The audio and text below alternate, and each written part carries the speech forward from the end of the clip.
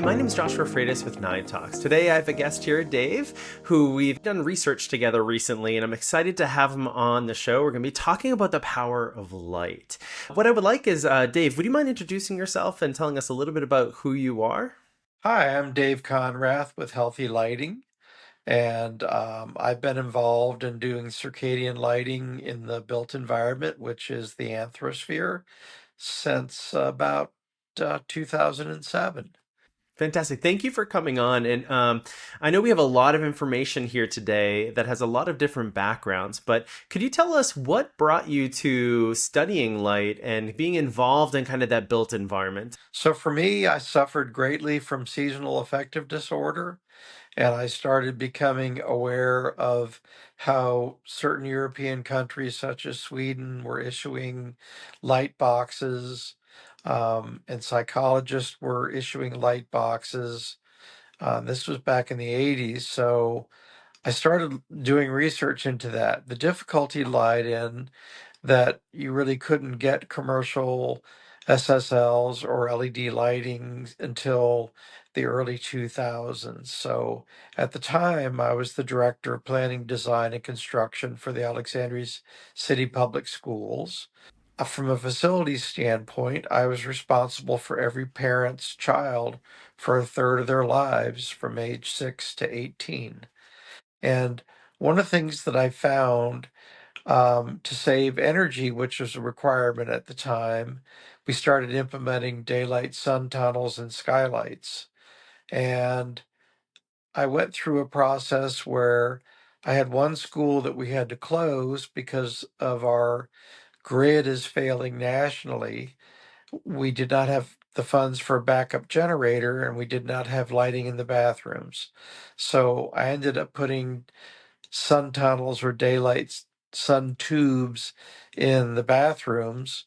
And as soon as I did it, I walked in and went, wow, I can see every speck in the tile. This is amazing color rendering and skin tones. And I can see my hands when I'm washing them. And I went and got my electrical engineer and brought him in and said, what do you think of the new lights? And he goes, those are the best lights I have ever seen. And then I said to him, those aren't lights, that's actually the sun. And they were dumbfounded. And that was an aha moment. So from there, working, being a provisional well, and I was on the council for green schools and had just completed the largest uh, lead gold high school in the state. I thought now is the time to start walking what we talked. And I started implementing daylight sun tunnels. And the second aha moment was we had a multi-purpose room gymnasium space. And by law and code, you have to have 100-foot candles for speed of play. So if you throw a ball, it doesn't hit somebody in the face like dodgeball, right? And one of the issues with fluorescent and early LEDs was they had an acceptable amount of flicker of 10%. So what I found is by adding natural daylight, I was able to mitigate that and save energy. And I was really focusing on reducing our energy use index in schools, and we were able to cut that fivefold. So I walk into the multipurpose room one day and I had a total hissy fit because the lights were on full blast and the daylight sun tunnels were, the dampers were wide open and the place was just lit up. And I went on about energy savings, and the gym teacher stopped me in my tracks and she said, I want you to look at this child over here. And she pointed to a fifth grader who was an ESL student, and at 10, he was morbidly obese. And she goes, since you changed the lighting in here, I don't know what it is, but he is more engaged. And I looked at him and he was running around and just having the time of his life. He was laughing, he was sweating, his cheeks were rosy, and he had she said last year he wouldn't engage. And this year he's fully engaged, speaking English, and has lost 10 pounds.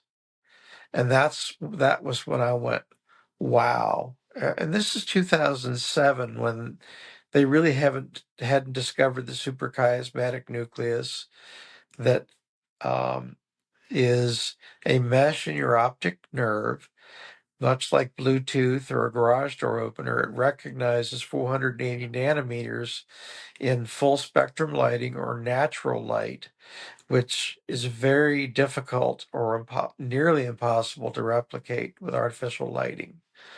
And that's when I started finding out that we could increase performance. And that led into the next phase of the cycle where we alternated daylight sun tunnels with high Kelvin light fixtures that through in the electromagnetic spectrum, I was getting the 400 nanometers that I needed to overcome what's called a melanoptic trough in traditional lighting. And the outcomes were actually pretty amazing in terms of color rendering and visual acuity. Do you mind breaking down the frequencies in these lights? Because it's not just like color changes or the type of light, but what is like the frequency that you're seeing in these things? So the sun is actually an electromagnetic spectrum, and if you can look at that spectrum through things that are designed to read the spectrum. And if you take that spectrometer into a space with fluorescent light, I call it barbed wire for your eyes because it's like looking through a propeller. And there's high highs and low lows, and there's parts of the natural spectrum of light that are missing.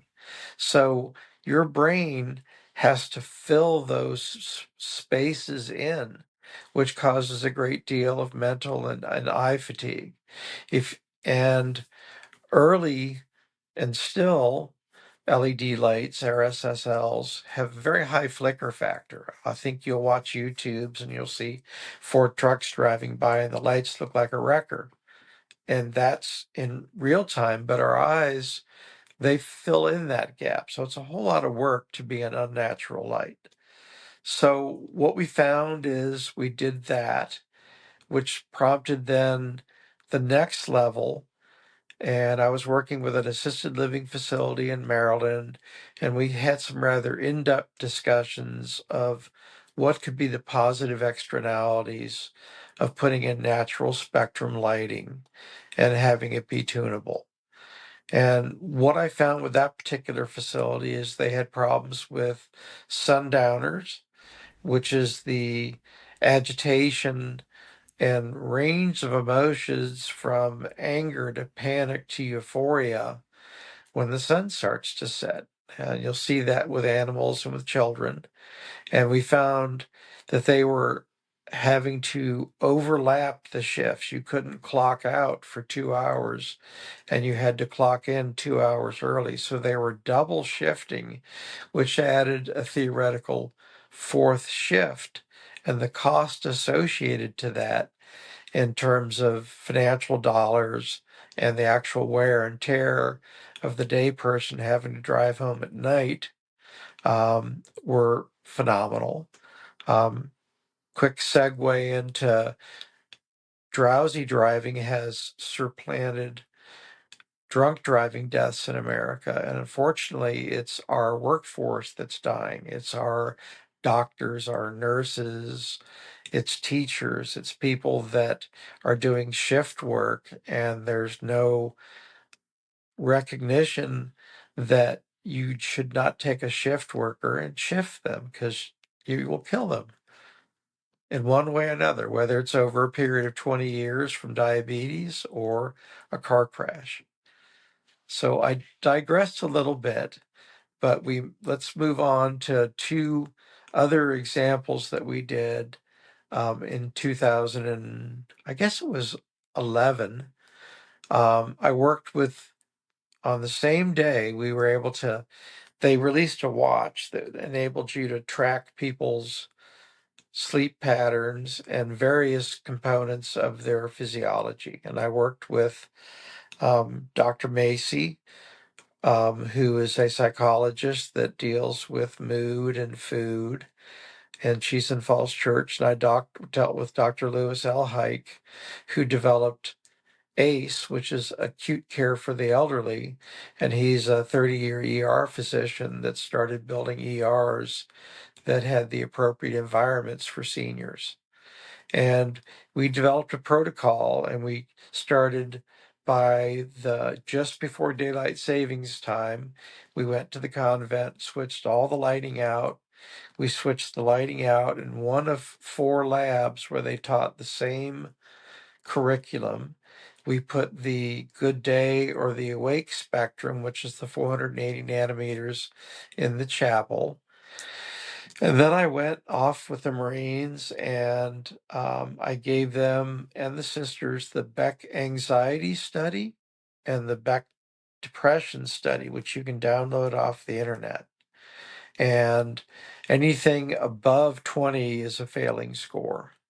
It means that you're clinically anxious and clinically depressed. And I, the commonalities between nuns and Marines, having gone to a Catholic school, they're very fine. Uh, they wear uniforms. They live in a barracks. They eat the same food. They have very challenging jobs.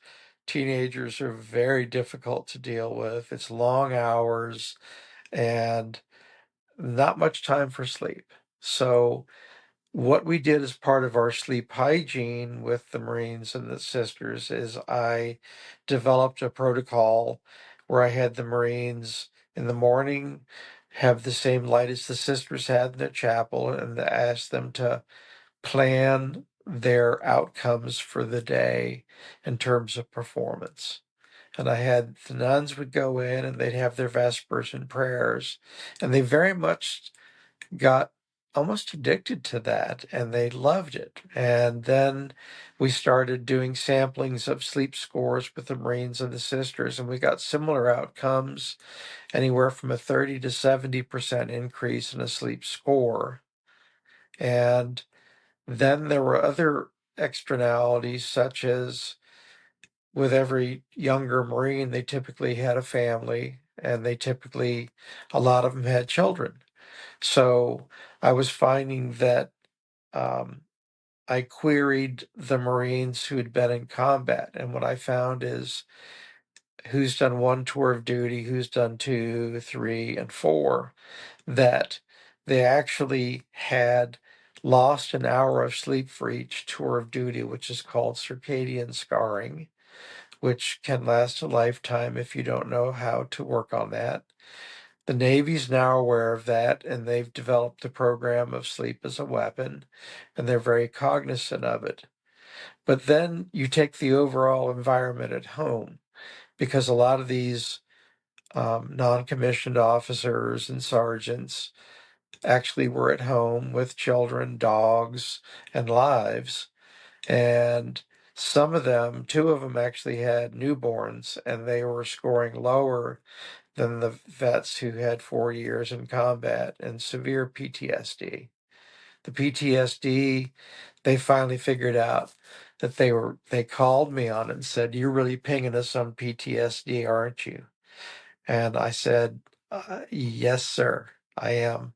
And we can do this, and it's confidential." And they trusted me because I also shoot on the U.S. rifle team, which takes a very high discipline, focus, good sleep, meditation to hit a 5-inch circle at 1,000 yards with a bullet.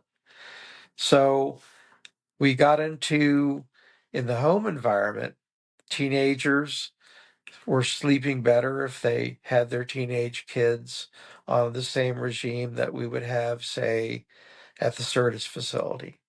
Then I had to have some specific discussions on babies can't produce melatonin until they're 6 months old. Had one Marine had an infant, 100-pound Great Dane. The baby would cry, the Great Dane would jump in the bed, and then that was it. the whole night was lost. So, in training them on the proper light wavelengths for lactating and a process for bottle feeding, they pretty much could wake up, feed the baby.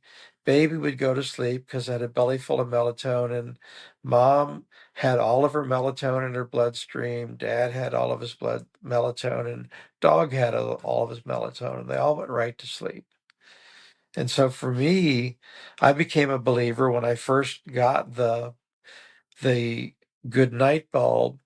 And I'm in a suit and tie with my chocolate lab next to me, and your body looks for it on the horizon. And I put it next to me, and I'm watching TV. I guess around 9. I woke up at 4 a.m. fully dressed in my suit with my chocolate lab snoring next to me, and that's when I understood that this is real. And the outcomes that we found at Bishop O'Connell was that C minus students increased to B minus. And when you're paying as much as a college tuition for a private Catholic school, and there's 4 labs, I was actually able to leverage the PTA to get the school to change all the lighting when they did the future renovation because that mattered. And I found For sure. what the input that I got was the teacher said, everybody now comes to my classroom in the afternoons because you have daylight savings time in most of the academic year. And even the music teacher was coming in and playing the guitar as teachers were grading their papers. And everybody was just in this zone and they were happy. What I love is a lot of this parallels with our study that we did is a lot of times people are drawn to lighting and that natural energy source. So sitting in rooms where we had that good feeling lighting, but also it sparked residents eating more. People are more alert at different times. You hit really hard on one item is sundowning. We saw in our study that sundowning went down when we had the right circadian rhythm method in place to get people to sleep more, but because the bodies can recognize it, even if cognitively they might not be able to. But what are some recommendations you would give or things that people should consider to use lighting in either their home or residential setting? So I think it's you have to categorize that by age, right? So infants need a certain type of lighting at certain times, but it has to do with the appropriate knowledge management that you have what's called sleep architecture. And to get to sleep architecture, you have to have proper sleep hygiene. So sleep hygiene is being cognizant of being not exposed to 480 nanometers like some apps or gaming or television. Um, there's some manufacturers that you can set a time that your screen shifts and it removes the 480 nanometers of blue and it goes into more of an amber. So that has to do with sleep hygiene and eating at the same time, taking your medications at the same time, going to bed at the same time. If you have proper sleep hygiene, you don't need an alarm clock. You'll wake up about 2 seconds before it goes off every morning. And that's when you know you're truly hammering it. So, in our studies with the Marine Corps and the nuns, I found out that they're very similar. We gave them the watches to put on. And what I found interesting is that the actual nuns were a little bit more aggressive than the Marines were. They started gamifying sleep. And one sister held up her watch and said, yeah, I did 96 last night for my sleep score. And Mother Superior just kind of yawns and sticks her hand out and shows me 98 on her watch. And from there, they started eating healthier. They started sleeping better because I could see their sleep scores, right? And they were tracking them. And there wasn't a Hawkins effect. This is real data. And I found that then the next step for them, without me even saying anything, because they felt better and they weren't tired after work, they actually would walk. Then they started gamifying distance with their sleep. And the outcomes from 30 to 70% sleep scores and weight reductions of 10 to 30 pounds, significant to BMI over health, managing diabetes, which is another positive externality from circadian lighting. If we look at the studies that have been in Australia, when they focused on skin cancer and mortality from skin cancer, they got everybody to cover up and go indoors and put sunscreen in. And what bubbled up years later was that there was an increase in type 2 diabetes that linked back to the national program to reduce exposure to the sun. Fascinating thinking of like longevity. So the decisions we make now and the habits we make affect our lifespan, that quality of life. My question is, how do we get doctors to start prescribing these things? Knowing natural light can help reduce some of the medication use or even sundowning or improve alertness. How do we get more people on board with prescribing this or getting it into the hands of people? So I think the Cleveland Clinic has been doing a lot on that. You've got RPI. Cleveland Clinic has demonstrated that if a patient is on this has southern exposure and is within 3 feet of a window, the turnaround time for that bed is 5%, which means 5% profit gained rather than loss, right?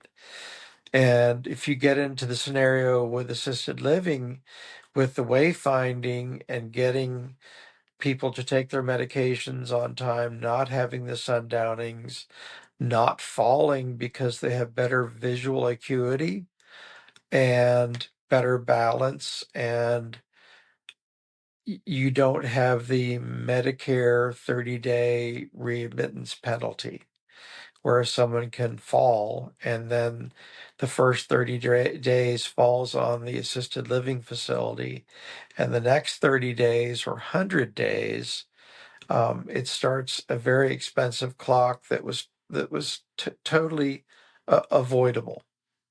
You bring up such a good point too. And so in our building where we have the circadian lighting, I sleep in sometimes. And recently we had a little glitch in electric. The power went down, so the lighting system changed. And just for a few hours, you could see the whole building change because everyone's body's so used to the routine. And then we change it, and you can see the power of lighting. You can see that there is more agitation and there's frustration and wayfinding challenges.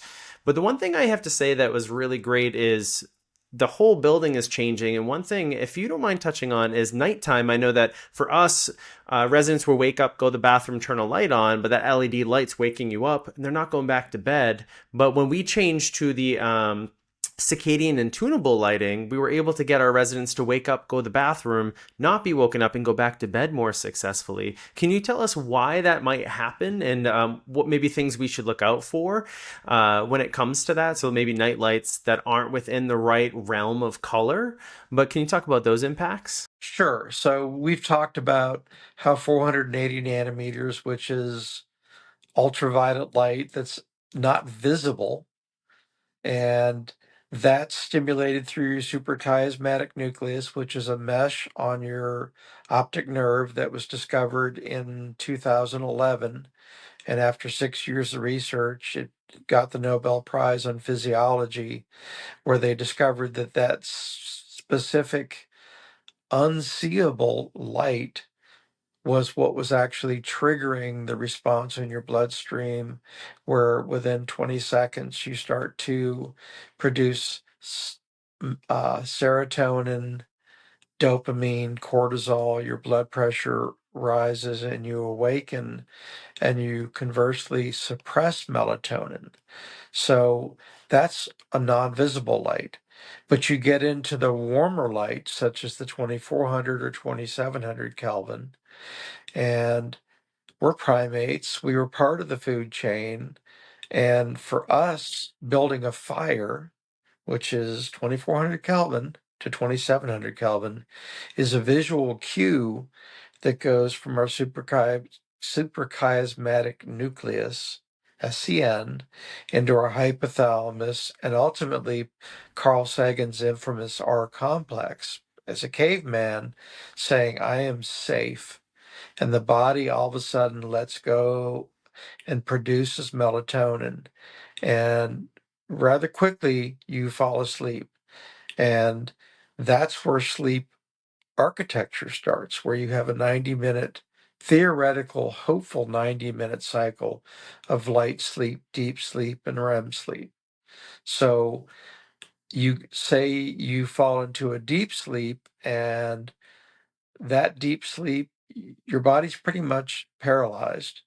And the reason for doing that is so that your muscles and all of your organs are doing everything they have to do to heal and go through cellular changes at a molecular level to rebuild itself and its survival.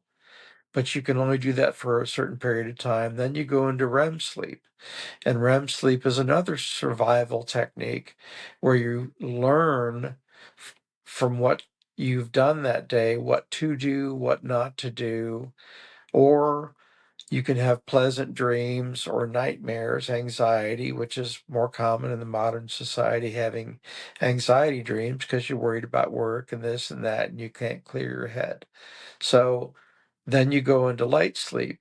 And that is, I liken it to when you're charging a battery and the cables get hot. You got to just calm down for a little bit and reset, and you start this cycle. So ideally, you want a sine wave going from light to deep to REM and back down again. That's a 90-minute cycle, and that's sleep architecture. That's so fascinating.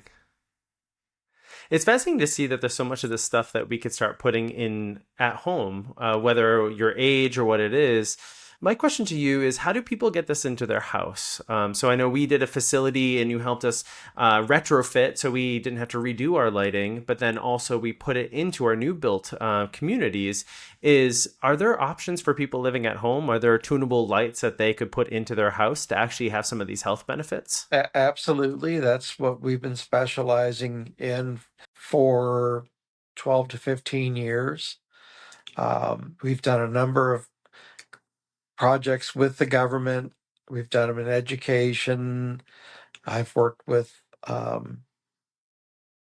SCIFs, which are secure conference installation facilities, which are the rooms where everybody goes inside a vault and they, in a crisis, don't see daylight for 24, 48 hours.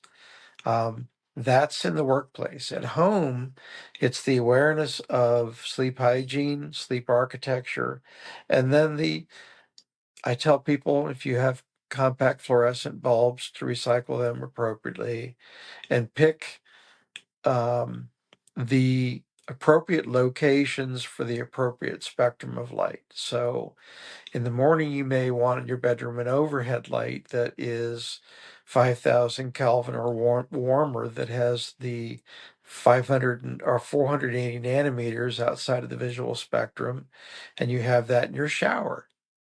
But in your nightstand or in your bathroom vanity, you want the 2700 Kelvin or the warmer, so that if you get up at night or in going to sleep, you don't um, crash all the melatonin that's in your system. And that's a 2-hour effect. So the difficulty lies in assisted living and any healthcare facility, ICUs, hospitals. They come into the room, they turn the light on, right? And that pretty much ruins your sleep. You cannot get back to the REM pattern. So I've had dreams and I get up, go back to bed, and I'll hop right back in the dream where I was and continue on, right? And I can see it in my sleep app that I was REM, awakened REM, and don't need an alarm clock. So those are some of the critical things that you can start to become aware of. Do you Unfortunately, have this lighting at your house? I do. I do. I give it I have out one. like Mardi Gras parade. I want to help people. And I've had teammates that I shoot with, and we travel around the world. And I've worked with professional sports individuals, operators, different people in the world that have to be in different time zones and perform life or death functions and not have jet lag. So recently we went to South Africa. I had believers on the team and non believers. And the same thing with the Marine Corps. All the believers went up to High Master. I arrived in local time because I used a phase shifter app and I used my lighting on the plane, and everybody was looking at this guy with a special light and wearing yellow goggles and doing all these things. But, first day I shot 11th place in the world at 400. I mean, I had no jet lag. So you can, why that's important is take it to the workplace. And I think one of the things I have the biggest problem with is healthcare providers who a scheduler puts together a schedule and is not cognizant but that if they shift people around more than an hour a day, it does terrible harm to their circadian rhythm. It's like altitude. You can only climb an altitude 1,000 feet per day. You can only shift your circadian clock 1 hour per day. And you bring your medications and food with you, and you do them on the new time. And that's how you're able to phase shift around the planet when you travel. You actually bring up a really good point. As I know, obviously, I work in healthcare. We have structured routines and like 3 shifts, but some people are PRN and they just pick up shifts randomly.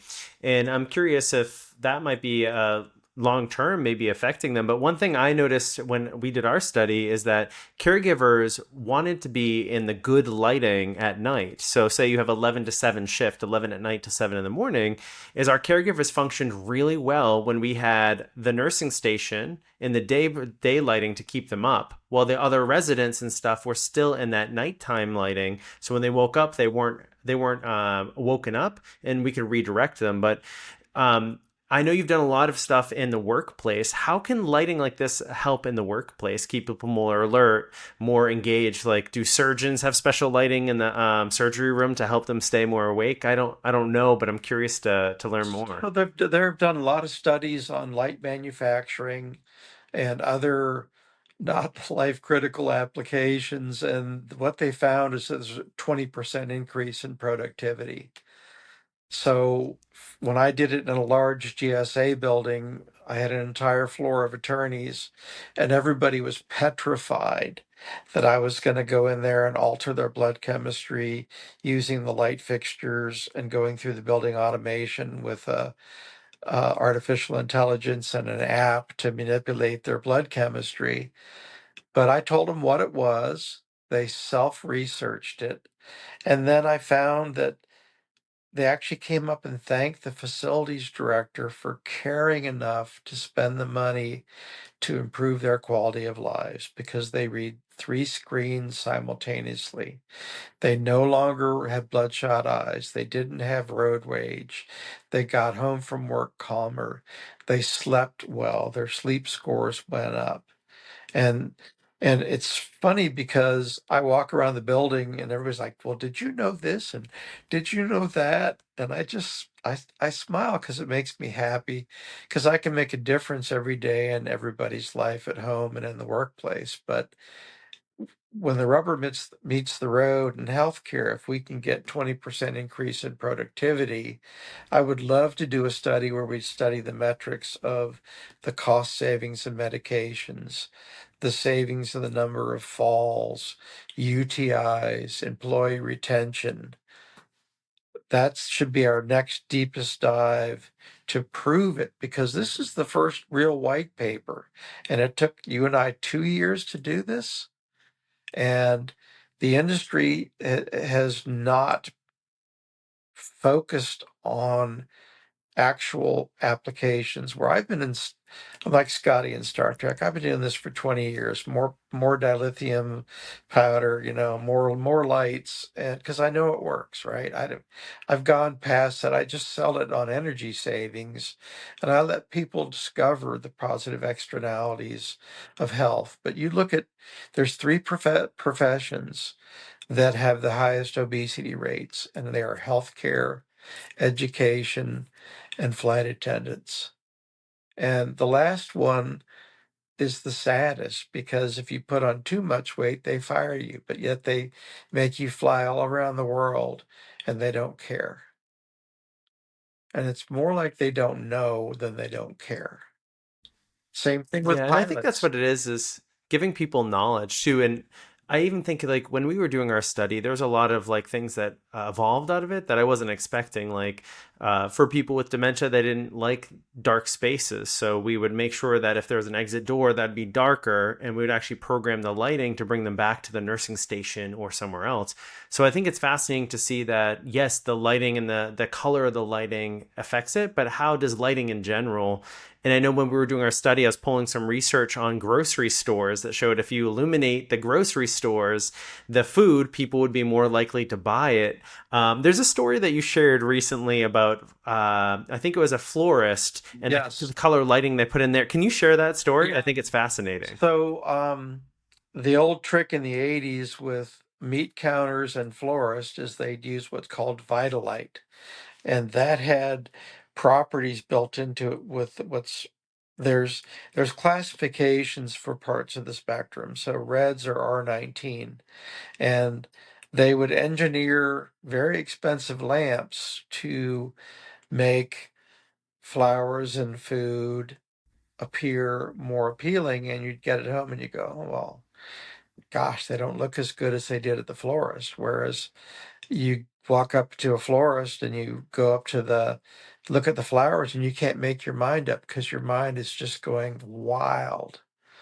And what we did also in terms of testing at the GSA building is we had one floor. It was such an easy sell. One floor was 5,000 was T5 fluorescence in 3,500, and you couldn't see 10 feet in front of you.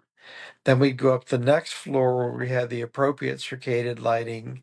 We found we could turn it down, use less energy, and you could read a poster at the other end of the hallway that was 100 feet away. So, in assisted living, one of the key things you need to remember is as patients age, their vision goes and they get cataracts, like I recently had corrected. And cataracts tend to yellow, which is the same as putting yellow glasses on. That yellowing naturally cuts out the 480 nanometers in the light spectrum. And people think, well, I can just go and have lots of windows. Well, that uses a lot of energy for cooling, but window wise, windows are double laminated, so there's two layers of glass. Each layer of glass has 11 laminates on it to keep the ultraviolet light from coming in and fading the paint and furniture. So you have to get any health benefit from a window, you have to be 4 feet or less from it. Anything beyond that, Wow. it helps with visual acuity, but you're not going to have any circadian effects within your bloodstream from it. That's so fascinating because I feel like light shapes behavior as we've seen in our study is but also the fact that the benefits of just being out in the sun and that natural tendency vitamin D and things that we can absorb, but we also spend a lot of our life under a roof, so that's why I love that the circadian lighting actually mirrors some of that stuff, so our bodies that have these internal clocks can be supported. What other things do you think that the listeners would want to learn about from this, David? So I think when people are we don't really understand or are reluctant, I'll just say when you go to the beach, how well do you sleep? And everybody goes, "Oh, I'm so relaxed. I sleep, just go on and on and on." And I was going, well, did you do anything more active than you normally do? And they said, well, yes, and this or that.